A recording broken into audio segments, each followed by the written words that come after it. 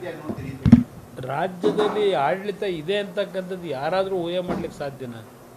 ಇವತ್ತು ಶುರುವಾಗಿರೋದಲ್ಲ ಇದು. ಈ ಭಿನ್ನಾಭಿಪ್ರಾಯ ಇಲ್ಲ. ಒಂದು ಸಮಾಜದ ಮೇಲೆ ಈಗ ಕೆಲವು ಶಿಸ್ತಿನ ಕ್ರಮ ತೆಗೆದುಕೊಳ್ತಾ ಇರತಕ್ಕಂಥದ್ದು ಏನಿದೆ, ಕಳೆದ 3 ವರ್ಷದಿಂದ ನಡೀತಾ ಇದೆ ಈ ಸಂಘರ್ಷ. ಮುಖ್ಯಮಂತ್ರಿಯ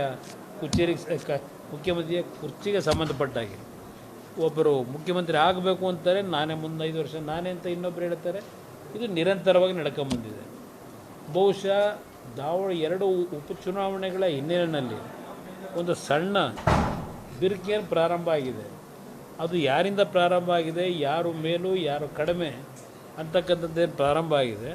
ಇದು ಜಸ್ಟ್ ಒಂದು ಪ್ರಾಥಮಿಕ ಹಂತ ಪ್ರಾರಂಭ ಆಗಿರ್ತಕ್ಕಂಥದ್ದು. ಮುಂದಿನ ದಿನಗಳಲ್ಲಿ ಏನು ಬೆಳವಣಿಗೆ ಆಗುತ್ತೆ ಅನ್ನೋದನ್ನು ನಾಡಿನ ಜನತೆಯೂ ಕಾಯ್ತಾ ಇದ್ದಾರೆ. ಒಂದು ಕಡೆ ಒಂದು ಸಮುದಾಯನ ಅತಿಯಾಗಿ ಓಲೈಕೆ ಮಾಡೋದು, ಮತ್ತೊಂದು ಕಡೆ ಅದೇ ಸಮುದಾಯಕ್ಕೆ ಸಂಬಂಧಪಟ್ಟಂತಹ ನಾಯಕರನ್ನ ತುಳಿಯುವಂತ ಒಂದು ಕೆಲಸ ಮಾಡುವಂಥದ್ದು.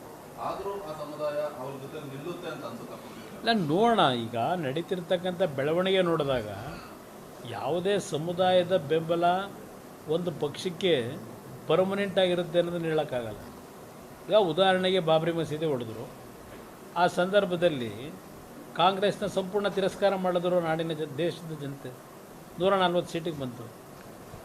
ಆ ಸಂದರ್ಭದಲ್ಲಿ ಯಾವ್ಯಾವ ಪಕ್ಷಗಳಿಗೆ ಅವರು ಬೆಂಬಲ ಮಾಡಿದ್ರು ಇದೆಲ್ಲ ನಮ್ಮ ಇತಿಹಾಸ ಇದೆ. ಅದರಿಂದ ಯಾವುದೇ ಪಕ್ಷಗಳಿಗೆ ಯಾವುದೇ ಸಮುದಾಯ ಪರ್ಮನೆಂಟಾಗಿ ಇರ್ತಾರೆ ಅಂತಕ್ಕಂಥದ್ದು ಹೇಳೋಕ್ಕಾಗಲ್ಲ.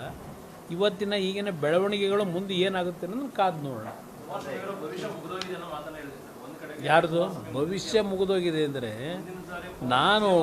ನಾನು ಹೇಳಿದಂಥದ್ದು ಬ್ರದರ್, ರಾಜಕೀಯ ಭವಿಷ್ಯ ಮುಗಿದೋಗಿದೆ ಅಂತಲ್ಲ. ಇವತ್ತು ನಾಡನ್ನು ಆಳಬೇಕಾದ್ರೆ ಎಲ್ಲ ರೀತಿಯ ಸಾಮರ್ಥ್ಯತೆಯೂ ಬೇಕು, ಆರೋಗ್ಯವಾಗಿರಬೇಕು. ಆ ಒಂದು ಹಿನ್ನೆಲೆಯಲ್ಲಿ ನಾನು ಸೂಕ್ಷ್ಮವಾಗಿ ಹೇಳಿದಂಥದ್ದು, ಭಗವಂತನ ದಯದಿಂದ ರಿಕವರಿ ಆಗಿದ್ದೇನೆ ಫಿಸಿಕಲಿ. ಭಗವಂತ ಮತ್ತೆ ಇನ್ನೊಮ್ಮೆ ಸ್ಟ್ರೆಂತ್ ಕೊಟ್ಟಿದ್ದಾನೆ. ಆ ಸ್ಟ್ರೆಂತ್ಗೆ ಇವತ್ತು ಮತ್ತೆ ದೊಡ್ಡ ಮಟ್ಟದ ಒಂದು ಭದ್ರತೆ ಕೊಡ್ತಾ ಇರೋದು ನನ್ನ ಕಾರ್ಯಕರ್ತರು. ಮುಂದೆ ನೋಡೋಣ ಏನೇನಾಗುತ್ತೆ.